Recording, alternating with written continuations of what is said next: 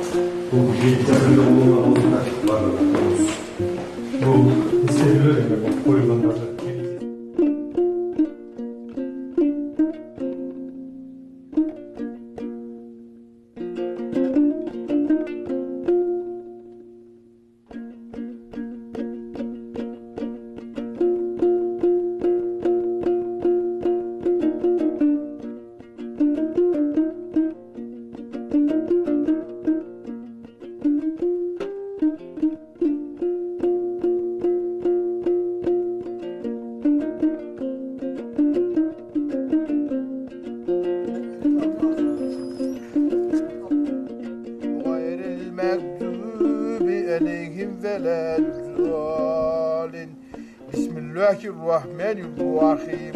Kul huvallahu ehad Allahus samed. Lem yelid ve lem yulad ve lem yekun lehu kufuven ehad. Subhane rabbike rabbil izzati amma yasifun. Jatkan yerlerin jayını ortaga ربنا آتنا في الدنيا حسنة وفي الآخرة حسنة وقنا عذاب النار برحمتك آمين الله أكبر.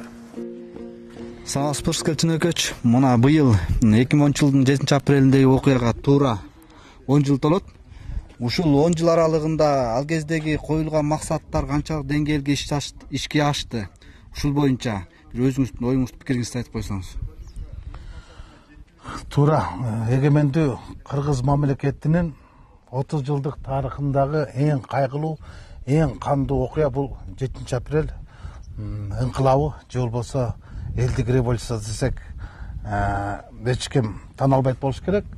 Бирок ошол мындан 10 жыл мурун орун алган Орду Толгуз жоготууга алып келген окуяда анан ошондо коюлган талаптар ишке аштуу максаттарына жеттүү деген суроо ар ким өзүнүн деңгээлинен жооп бере атпайт. Мен ошол окуяларга катышкан адам катары, ошол окуялардын башында турган бириккен элдик кыймыл деген оппозициялык кыймыл болгон, ошонун саясий кеңештин мүчөсү катары так ачык айта алам. Мына ушул касиеттүү арбактар байырлаган жерде туруп мен айта алам, апрель окуясынын максаттары ишке ашкан жок. Апрель окуясынын негизги максаттарынын бири бул адилеттүү бийлик, калыстыкты как жарган сот бийлиги, карапайым элдин таламын талашкан аткаруу бийлиги, бардыгына тегиз караган башкаруу бийлиги боло турган болсо, бүгүнкү көрүнүштөр ошол апрель окуясынын тарамдарына жооп бере албайт. Ошол убактылуу өкмөттүн башында турган адамдардын бүгүн бири дагы Кыргыз өлкөсүнүн өкмөтүндө жок. Ошол убактылуу өкмөттүн башында турган адамдардын бири дагы бүгүнкү күндөгү президенттин аппаратында жок. Убактылуу өкмөттүн аралашып жүргөн кыйыр түрдө же болбосо ошого түздөн түз катышкан адамдардын бири дагы бүгүн бийликте жок. Эгер бийликте бар деп айта турган болсок, азыркы президенти Сооронбай Шарипович гана ошол кездеги убактылуу өкмөттүн убагында Ош областынын губернаторлорун жетектеп, жалгыз гана революционер ошол калды десек болот да. Андан эми башка элчи болуп кеткен Азимбек Бекназаровду, Манас академиясында турган Топчубек Тургуналиевди, анан кийин институт деп коет, баягы иликтөө, изилдөө институты деген Каптыгаевди албаганда эми аларды деле бир өкмөттүн мүчөлүгүндө же бир чоң кызматтар эмес. Аларды кошпогондо бир дагы убактылуу өкмөттүн мүчөсү 10 жылдын аралыгында бүттүгү ооматтары ооп кетип, бүгүн кайта эле ошол оппозициялык көз караштагы саясатчылар айланып калды. Анан апрель окуясынын бир топ талаптары аздык менен ошол кездерде алгачкы ошол 2010 жылдар 2015 жылга чейин бир топ мисалы таза шайлоолорду биз камсыз кыла алдык, жаңы баш мыйзамды кабыл ала алдык, анан жаштарды бийликке алып келгенге бир аз аракеттерди кылдык. Эми кандайдыр бир деңгээлде өзүнүн жемиштерин берди, бирок толук кандуу мынагу жерде жаткан, ушул жерде жаткан балдардын аруу тилектерин бардыгы аткарылды деген бул акмакчылык. Бул айбанчылык. Мына арбактардын баардыгы карап турат, анан ушулардын баардыгы карап турганда кантип калп айтасың. Арбактар алдында ошол силердин аруу тилеңерди биз аткара алдык. Же болбосо азыркы бийлик силердин тилеңерди аткаруунун үстүндө иштеп жатат, бирок кандай иштеп жатат? Ага бирок тарых өзүнүн баасын берет дечи. Бирок азыркы күндө 10 жылдын ортолугунда апрель окуясынын талаптары аз гана талаптар аткарылды, а бирок көпчүлүгү аткарылган жок десе мен чындыкка жакын сөз айткан болом. Анан дагы бир суроо, ушул апрель окуясынан кийин негизги талаптардын бир катары үй бүлөлүк, кландык, президенттик башкаруу системасын, парламент башкаруу системасына өткөрүү болгон да. Анан ушул эки 10 жыл аралыгында парламенттик система өзүнүн баягы актай албай калдыбы, система өзүн болбосо эмне себептен азыр учурда Жогорку Кеңештин депутаты Курманкул Зулушев тарабынан башкаруу системасын аныктоо, референдумга чыгаруу мыйзамы иштелип чыкты да. Ушул боюнча кандай ой пикирдесиз? Туура да, бул эми мындай болуп калды да. Туп-туура ушул апрель окуясынын 10 жылдыгынын алдында ушул мыйзамды алып чыккан бул революцияга, же болбосо элдик ыңкылапка багытталган сокку болчу да. Ушу менин кесиптешим Курманкул Токторалиевич алып чыккан мыйзамчы. Бул деген президенттик башкаруу менен парламенттик башкаруунун бирин тандашыбыз керек депчи. Булар апрель ыңкылабындагылар. Булар парламенттик башкаруу болсун, үй бүлөлүк, кландык, пландык башкаруу болбосун деп өмүрлөрүн шейит кетирди да. Анан ушулардын арбагын тепсеп туруп, анан ушулардын үмүтүн өчүрүп туруп, ушулардын шейит кеткендердин кантип туруп ушулар эчтеке жарабаганы бир баатыр эмес, булар капыр болгондор дегендей эле сокко алганда. Бул эң биринчиден демократияга эмес, кыргыздын тарыхына эмес, эң биринчиден бул 10 жылдыкта апрель ыңкылабына урулган эң чоң сокку болгондо. Эми бүгүн президентибиз кече Сооронбай Шарипович кайрылуу кылды 7 апрелдин 10 жылдыгы боюнча. Ошондо так баса айтты да, биз парламентаризм багытынан кайта кайтпайбыз деди. Мына ушундан кийин Курманкул Токторалиев жанагы демилгелеген мыйзам долбоорун чакыртып алыш керек. Менин жеке пикиримде бул элдин пикирине эксмен менен жүргүзүү катарында эле атайын бир жасалган нерсе деп ойлоп калдым да. Жемесе мындай 10 жылдыктын ортосунда дүйнө жүзү коронавирус менен күрөшүп атса, биз конституциялык вирус менен күрөшкөн өзү бул акмакчылык да. Коронавирус турса булар конституциялык вирусту изилдеп чыгатат. Деги элечи мындай сөз айткым келет да. 24 мартта ыңкылап болгон 2005 жылы. Ошондон сабак албаган бийлик 7 апрелде алды. Өздөрүн эл кууп салды. Азыр 7 апрелден бийлик сабак албаса, дагы бир ушундай ыңкылап түстөн чыгат да. Бул тарыхый эле нерсе экен. Мына жердин баардыгында боз үйлөр тигилип,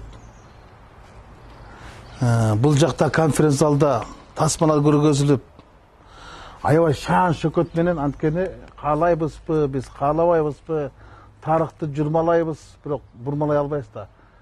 Апрель ыңкылабы башталган форум ушул болчу. Мына бүгүн 10 жылдыктын алкагында көрүп алып туруп, кейсинде мыналардын баардыгы чөбү да тазалап койгонго жараган жок да. Ушул дарактардын баардыгы жок болчу.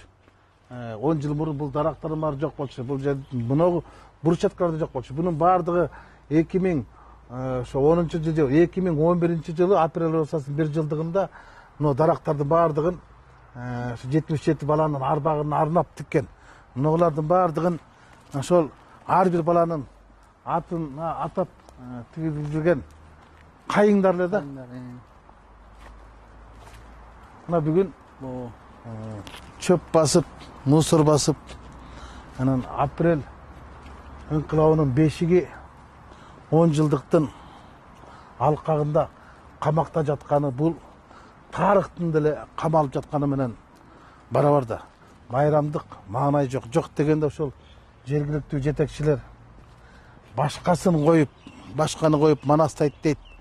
Апрель ыңкылабынын арты менен келген азаматтар жок дегенде ушул жерге келип гүл коюп, Куран окуп кетсе, арбактар ыраазы болбойт беле. Башында болгон бириккен элдик кыймылдын штабы ушул жер болгон. Мынагы медиа форумда канча деген саясий окуялардын баардыгы ушул жерде өткөн.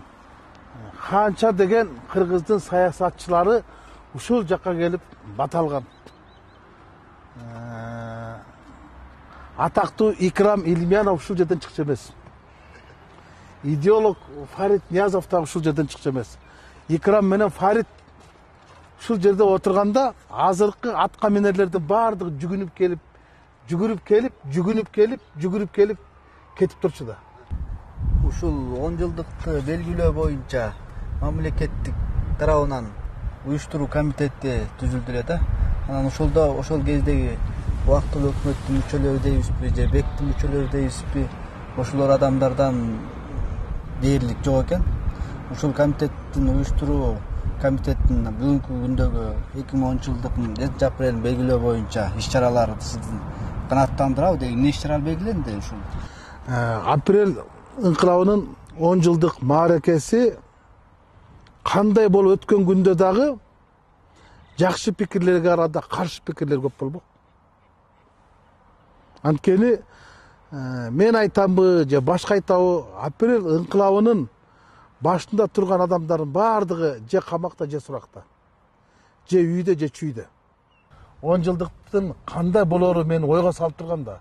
Аятан көрө ушу 10 жылдык кандай боло турган экен. Жылда ушул жерде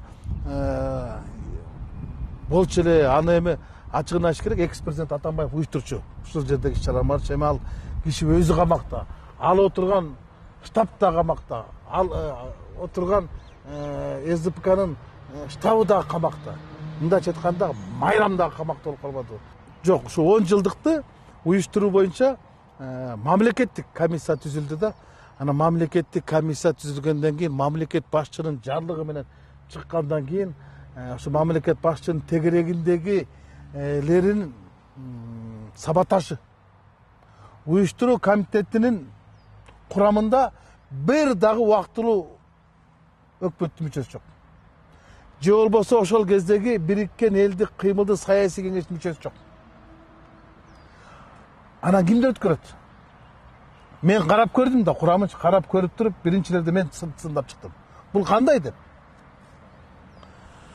7 апрелди жек көргөндөрдүн баардыгы уюшуп алгансып уюштуруу комитетине кирип алыптыр.